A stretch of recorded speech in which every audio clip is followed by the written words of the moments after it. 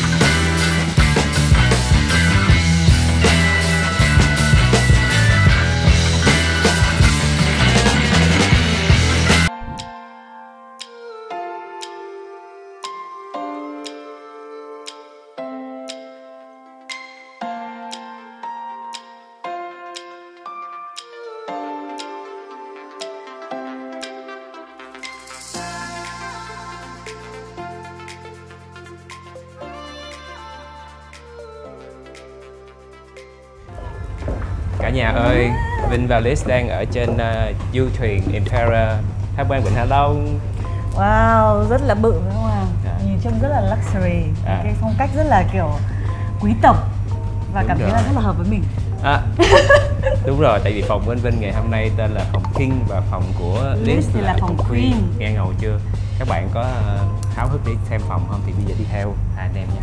Yeah, bây giờ chúng ta sẽ cùng khám phá phòng King và Queen. Không biết em ấn tượng điều gì nhất khi mà em bước lên tàu ha, Liz? Em nghĩ là chắc là bởi vì cái kiến trúc ở đây này, cái phong cách và cái số lượng phòng ở đây nữa. Nó chỉ khoảng 10 phòng thôi. Đúng rồi. Thì tạo cho mình với cảm giác là mình cảm thấy nó rất là private. Và phòng rất là to. Đúng. Phòng anh Vinh là 70 mét vuông luôn. Phòng em cũng phải Vô đây. chứ. Đây là phòng King của Vinh đây. Anh Vinh. Em thấy là cái kiến giáp vòng cả phòng luôn ha. Và Đẹp cái quá thiết kế à. đây thì cổ điển đúng như là phong cách của vua Bảo Đại nha. Ở đây mình có quầy mini bar nữa nè mọi người. Nói chung là đồ nội thất rất là đẹp và rất là luxury. Cảm giác rất là dễ chịu. Mình vô coi giường ngủ. Ok. Đây mọi người xem cái view bên này của Vinh nè. Đã em ha. Đã quá, bây giờ sáng mình ngủ dậy cái mình nhìn ra cái mình thấy biển luôn. Thấy biển với núi, trời ơi, cảm giác rất là thiên nhiên. Mà thiệt á, từ nhỏ đến lớn lần đầu tiên mới được trải nghiệm du thuyền ở Đúng Hạ rồi. Long. Thuyền ở trên Hạ Long thì có hai loại, là thuyền mình là thuyền ngủ lại đêm luôn. Còn không là có cái thuyền tiến thì mọi người chỉ đi bao nhiêu tiếng thì lên bờ. Thì thường là mọi người hay đi cái thuyền tiếng chứ còn chắc là ít người sẽ đi cái kiểu mà đi qua ngày như thế này. Nhưng mà nếu mà ở một ngày ở trên thuyền như thế này thì cũng quá sướng rồi. Rộng em ha. Quá là rộng. Tủ quần áo nha mọi người. Đây, giường ngủ đây nhìn thẳng ra ngoài view ngoài vịnh luôn. Cái giường nó rất là bự. Mình cảm giác là mình có thể ngủ một cái thoải mái, bơi lội trên giường Bơi lội, ok. Mọi người xem qua nhà tắm. Nhà vệ sinh. Nhà tắm. Nhà tắm là có cái này đặc biệt là nguyên cái bồn tắm. Và view của mình cũng là view ra vịnh luôn. Cái này là tắm thiên nhiên. Đúng rồi. Tắm không che. Tắm không che. Bản full không che. Mà cái này lại còn là đây là một cái bồn sụp này. Thích nha mọi người. Thích quá à? Trời, ngắm bị đơ luôn đó hả? Tự nhiên đứng cái đơ mất mấy giây. Tại vì làm sao mà mình có được cái cảnh mà mình tắm bồn tắm nhưng mà lại nhìn ra cả vịnh này, em thấy đúng không? Đúng là mình nên phải thử cái cảm giác đấy một lần. Thử cảm giác không kéo về. Ok. Chưa hết nha mọi người. Phía bên này mình tiến ra ngoài đầu tàu, phía bên này mình có nguyên cái view. Ok. Trời em ơi, ra đây còn thích hơn nữa. Cái này là như kiểu là mình có một cái ban công riêng của phòng mình thôi ấy. Đây. Thích quá. Mời em ngồi. Rất là hợp phong cách của em. Ok. Ôi đã quá, nếu mà mình ngồi đây vào buổi sáng ấy, hoặc là mình ngồi đây mình ngắm hoàng hôn thì không còn gì bằng. Quá đẹp. Gió mát. Lãng mạn. Lãng mạn. Liz có suy nghĩ là sẽ dẫn người yêu tới đây không? Để suy nghĩ coi. Khi nào có người yêu em sẽ suy nghĩ đến vấn đề đấy. Bây giờ mình đi vào xem phòng của Liz nha. Hoàng hậu Liz. Phòng Queen. Let's go. Rồi ôi, công chúa lắm. Không cho làm công chúa mà chuyển lên làm hoàng hậu luôn rồi. Rồi cái thiết kế ở ngoài phòng khách thì cũng như nhau nè em hả? Giống nhau. Cái khác biệt đó là đây. Đây là cái phòng ngủ. Trời ơi, cái phòng ngủ rất là bánh bèo. Đây các bạn có thể nhìn thấy đây là cái giường này. Rất là con gái ha. Cái giường là nó được bao là toàn là rèm mà kiểu rèm ren này. Đấy và mình sẽ kéo ra. Xong rồi view thì cũng là ra biển. Rất là hợp. Đấy, phòng này là đúng là Queen rồi. Chứ còn nếu mà nam ở phòng này thì cũng hơi kỳ. Nhìn trông nó hơi bị bèo rúng quá. Thiết kế cũng y chang nhưng mà được cái giường này thì nó dễ thương hơn. Nếu mà mọi người muốn được trải nghiệm những cái cảm giác như thế này mà nó hợp lý thì mọi người hãy chọn thời điểm phù hợp thì sẽ có một cái giá phù hợp luôn. Tất cả nó rất là xứng đáng. Xứng đáng với cái số tiền mình bỏ ra. Mình được ở trên một cái du thuyền và được ở giữa thiên nhiên như thế này, cùng với nội thất thì rất là đầy đủ, khang trang và tiện nghi nữa. Đau bụng. Thì bây giờ mình sẽ đi ăn này. Ngắm cảnh ngắm phòng rồi, bây giờ mình đi ăn coi trên tàu là có đồ ăn gì. Rồi. Xin mời Nữ Hoàng.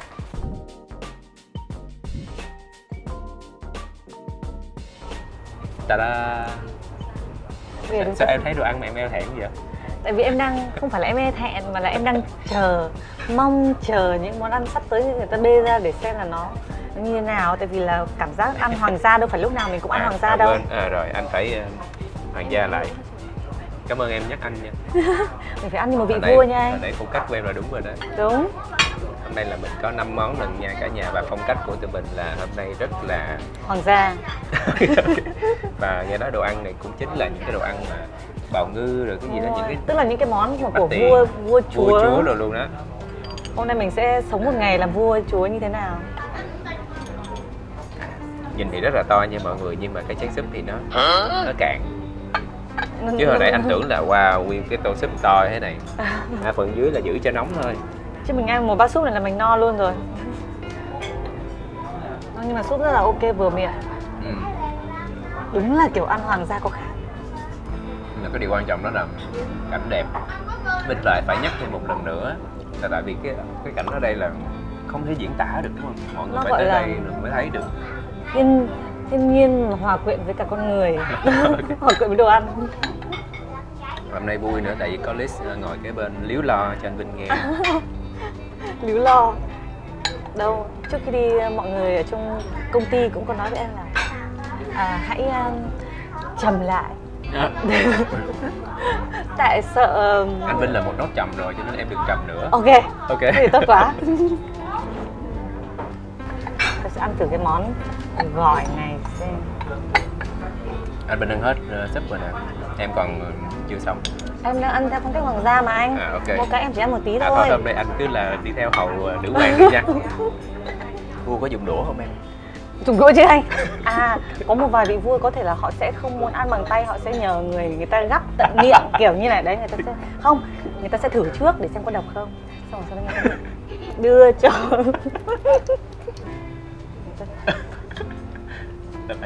phải thử trước đúng không? Đúng rồi. Anh phải thử trước rồi. Phải thử trước để xem có vấn đề. Thôi có vấn đề nha em, tiết mục nó tính sau lại. Tiết mục tính sau. Anh nghe nói Hào ở Hạ Long là ngon lắm nè. Bây giờ là không vua chúa gì nữa nha, ăn ngon trên hết. Em ơi, lên thuyền xong rồi là còn được ăn toàn những kiểu sơn hào hải vị thế này. Xứng đáng mà.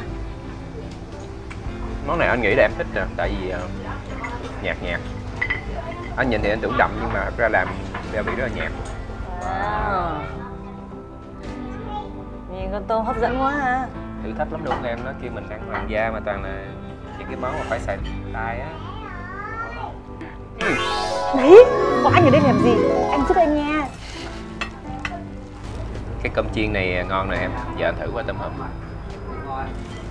Em đang chờ. Đang chờ con tôm tới miệng.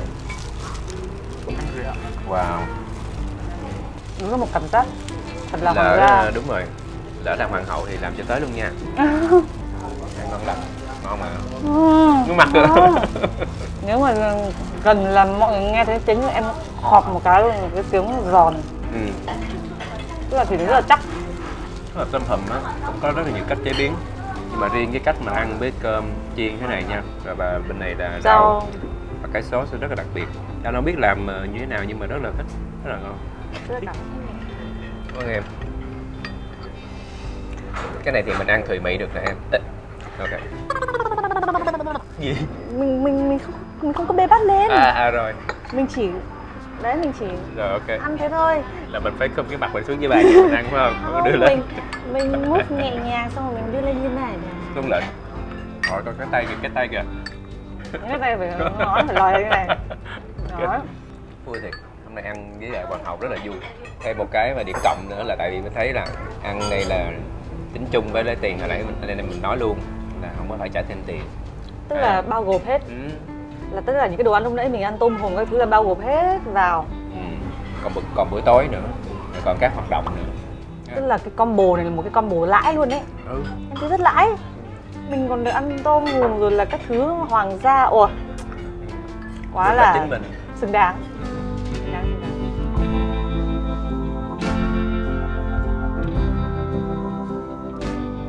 Tới Thiên Cảnh Sơn rồi, điểm leo núi trong hành trình này mà Vinh quên kem chống nắng. Trời ơi, quên. Thường mọi người phải xếp trước 15 phút. Đây nha, Clearpo là cái gì mà Vinh hay dùng. Sản phẩm nào bên xài cũng Clearpo, mình thích lắm luôn. Cái này là cho body, còn cái này là cho mặt, mình sẽ xếp riêng. Thường thì mọi người sẽ hỏi Vinh là Vinh đi du lịch mặc đồ như thế nào đây. Mọi người thấy bộ đồ này hôm nay như thế nào? Vinh thấy hợp lắm luôn. Đi biển thì Vinh thích mặc linen. Áo này của Mango, quần Mango và giày. Mọi người xem đôi giày Kenzo này mới tậu nha. Để mà nói về giày cối thì Vinh recommend đôi này, bởi vì trong tất cả các loại Vinh thử thì Vinh thấy đôi này mang sướng nhất. Giày cối của Kenzo. Giới thiệu luôn mắt kiếng. Mắt kiếng Ray-Ban Vinh mới vừa mua ở Hải Phòng. Cái này có 2 màu luôn, tìm mãi mới ra. Em ơi, nghe anh quảng cáo xong bộ đồ kiểu hết tiết mục luôn, hết lượt em luôn. Đây là style chú. Style chú nè, rồi kiểu như mấy ông chú á, mấy ông chú mà đi biển rồi. Còn đây là style cháu nè.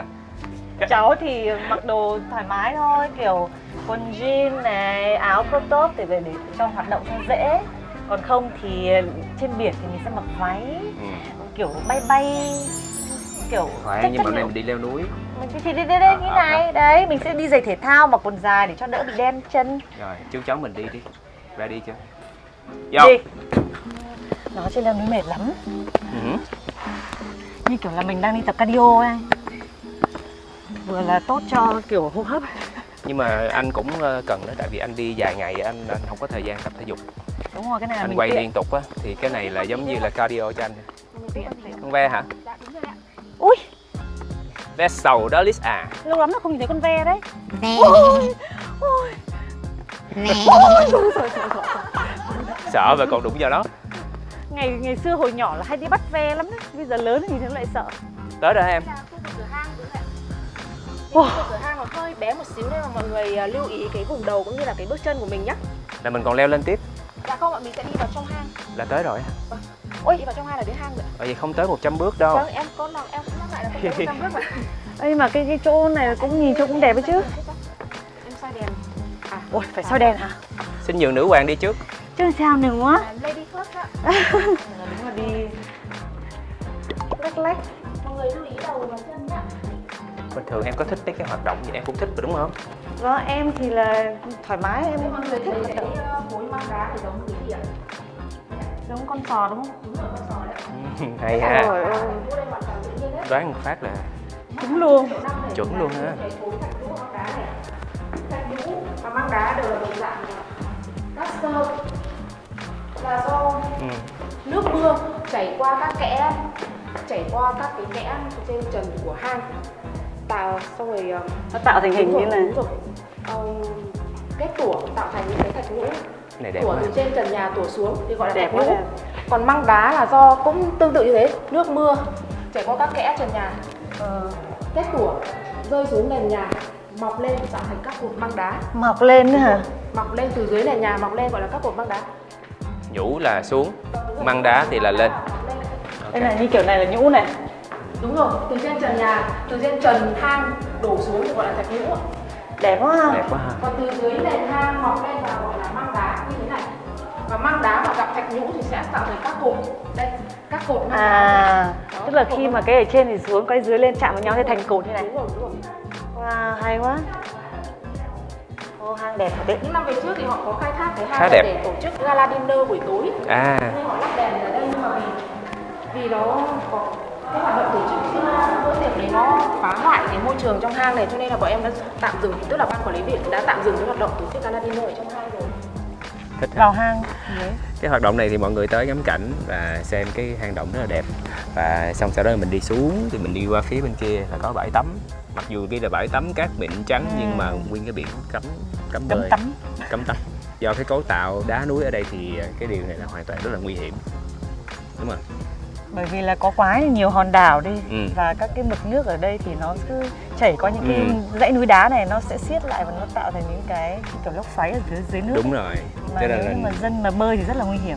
không hoạt động được gì dưới biển, nhưng mọi người đừng có tưởng là tới đây mình sẽ có nhiều hoạt động ở dưới biển. Mình Mọi người đừng nghĩ là đến đây mọi người nhảy xuống không bơi nha.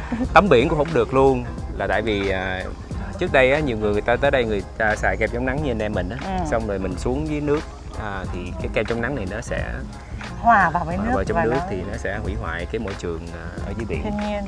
Nó và mình chỉ có hoạt động là chèo kayak thôi, là mọi người có thể enjoy và ngắm cảnh nhẹ nhàng. Vẫn được đụng vào nước nha mọi người.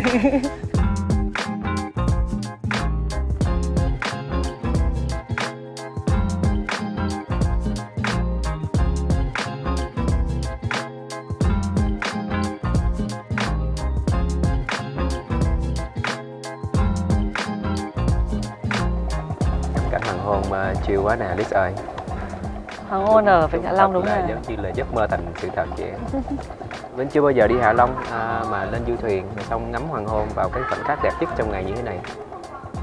Em cũng thế, đây cũng là lần đầu tiên mà em được ngắm hoàng hôn trên tàu mà ở ngoài vịnh như thế này nữa. Rất là đẹp. Và hôm nay thời tiết cũng rất là ủng hộ mình, rất là mát mẻ chứ không bị nóng bức. Tức là mình cái hoạt động mà mình ngồi ngắm hoàng hôn trên đây thì mọi người cũng chu đáo chuẩn bị cho mình thêm những cái phần ăn nhỏ nhỏ như vậy và cocktail thì cũng khá là enjoy ha. Vừa ngắm cảnh vừa được ăn vừa lấy được lại uống. sức. Để sau khi lúc chèo kayak xong lát hồi lấy lại sức để ăn tối tiếp. Đúng rồi. Thực sự là đến giờ là đói đây ạ. Ăn nha. Ăn. Buổi tối hôm nay thì tương tự mình cũng có món súp nè, món salad nè. Nhưng mà khác hơn buổi trưa một chút. Món chả mực Hạ Long. Chả mực Hạ Long. Rồi. Xong sau đó mình sẽ có món chính. Mình nói chút xíu về công việc của Liz đi. Liz ra nhạc mới trong năm nay rồi đúng không? Kế hoạch gì nọ. Năm nay rần rần hả Liz? Mình đã chờ đợi quá lâu để được comeback.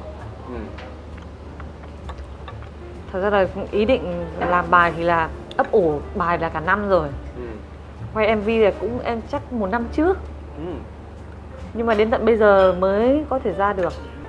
Anh nghe xong rồi anh share nha. Anh phải xem trước xong rồi anh phải review xem là anh cảm thấy sao về bài hát. Reaction thì hơi quá, gọi là cho biết cảm nhận. Ra về Hạ Long thì phải ăn chả mực Hạ Long chứ. Anh nghĩ đi cái này có 2 dạng khách, một là sẽ lên kiểu như enjoy phong cảnh này nọ, đó mà là cứ nằm rồi chắc ngủ luôn quá, tại nó cứ êm đềm nghỉ dưỡng đúng kiểu nghỉ dưỡng. Còn một kiểu nữa là mình sẽ trải nghiệm hết tất cả mọi thứ nếu mà mình tăng động chút xíu như anh em mình á. Đúng, mình sẽ mà thử cũng hết. Hơi mất sức nha, tại vì anh thấy là rất là nhiều hoạt động không ngưng lúc nào luôn, đúng không? Công nhận. Hồi chiều là mình đã bỏ qua cái lớp nấu ăn rồi đó. Lớp nấu ăn. Lớp học nấu ăn. Mình chỉ có ăn với ăn cả ngày thôi. Cho nên là các bạn đúc kết kinh nghiệm cho mình là mình thấy là mình có thể chọn nếu mà mình thích nghỉ dưỡng thì mình cũng có thể bỏ qua những cái đó. Còn nếu mà thích trải nghiệm thì đúng là các bạn cũng không có giờ để mà đủ để trải nghiệm hết. mình là trải nghiệm gần hết. Nhưng mà cũng là gọi là một trong những học sinh gọi là chăm chỉ rồi đấy. Đúng không? Bởi vì là trong là nó có hải sản nhưng mà ăn kiểu cảm thấy nó rất là kiểu cảm giác ở trong chỉ có mực thôi. Nhưng mà cái mực nó sạch đấy. Cái đấy sạch. Sau chương trình ăn tối em sẽ làm gì? Anh thấy mọi người câu cá, câu mực. Em cũng đang tính là muốn đi câu mực xem nó như thế nào. Chưa bao giờ câu mực. Cảm giác câu được một con gì đấy là mình chưa từng. Sáng sớm mai dậy sớm thì mình lại có một cái hoạt động là đi làng chài. Cho nên là anh Vinh để Liz câu mực nha, anh Vinh đi ngủ. Mặt đúng kiểu đơ.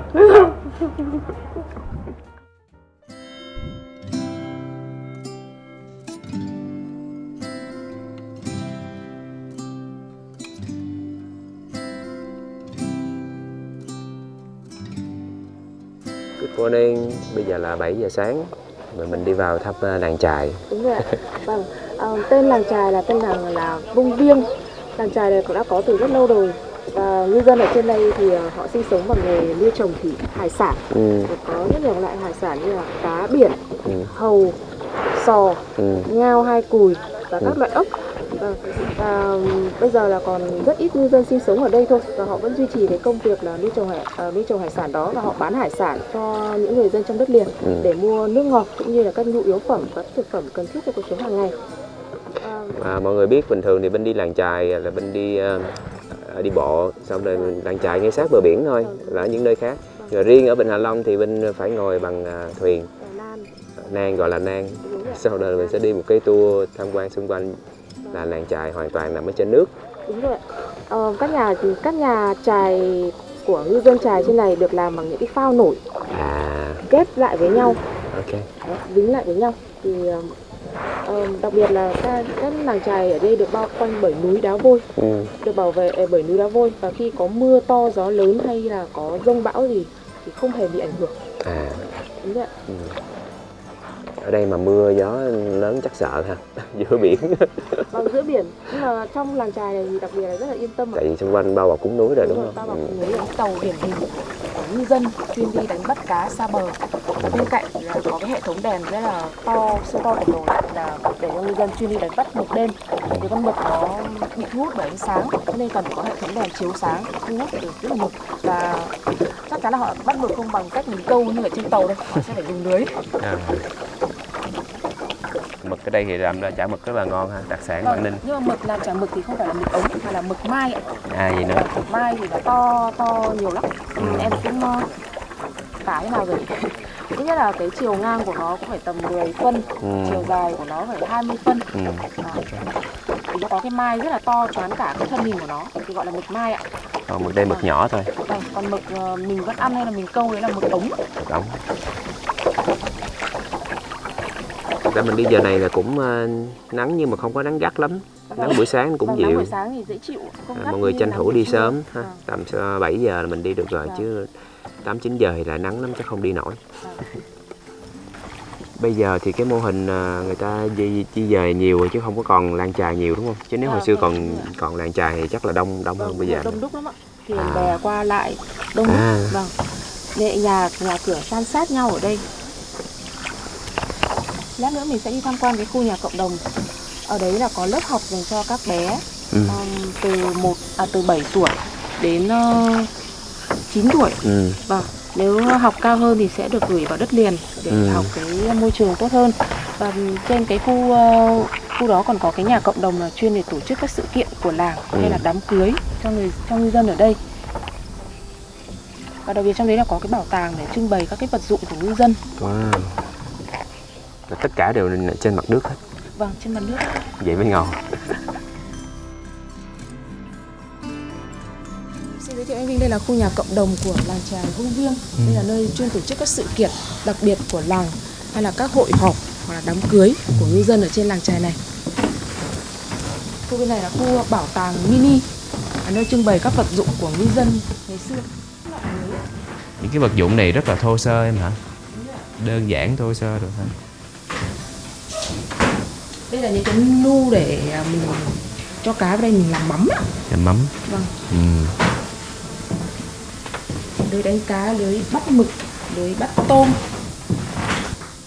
Nghề truyền thống ở đây là người ta làm được lưới luôn.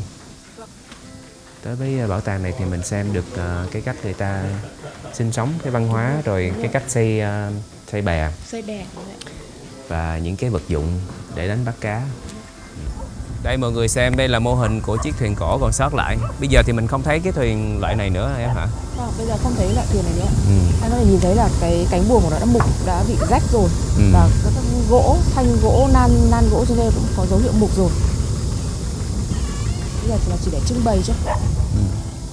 Tức là hồi xưa là người ta sinh sống rồi đúng rồi. Đây, làm việc trên này. Cái khu vực này là cái để giường đấy, để giường cho ngư dân người ta ngủ đây, nghỉ lúc mà cũng đơn giản em ha, cũng nhỏ chứ không to. Đây có một cái thuyền nhỏ hơn ở bên này. Nhưng mà cái này rất là biểu tượng của Hạ Long. Vâng, đúng ạ.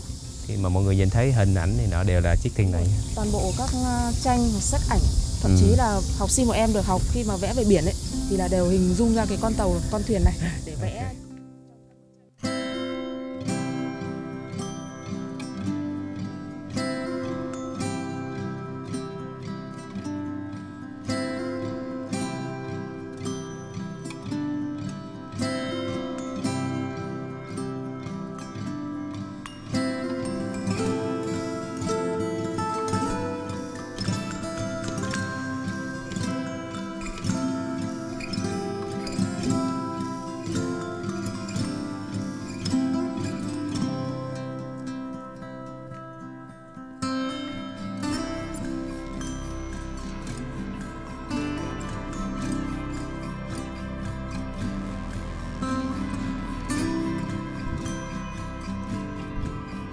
Bây giờ là gần 11 giờ tôi mới lôi được bà Liz dậy.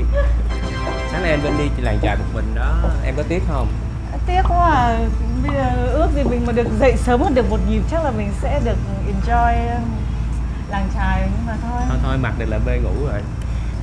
Cảm ơn mọi người đã xem hành trình nha. Tới đây thì chắc là cũng là dài lắm rồi, và cảm ơn Liz ngày hôm nay đã tham gia cùng với anh Vinh. Mong là mọi người sẽ ủng hộ những sản phẩm của Liz nha. Và Liz cũng rất là cảm ơn anh Vinh vì đã cho Liz một cái chuyến đi rất là ý nghĩa, rất là thú vị, và những cái cảm giác lần đầu tiên mình được có trong đời. Cho nên đây sẽ là một chuyến đi rất là đáng nhớ. Và mọi người cũng nhớ đón xem tập này nha. Hẹn em lần sau nha, anh Vinh rủ em đi tiếp. Nhiều lần sau đấy nha. Cái mời nào anh Vinh cũng hứa vậy hết trơn. Ê, sao thế?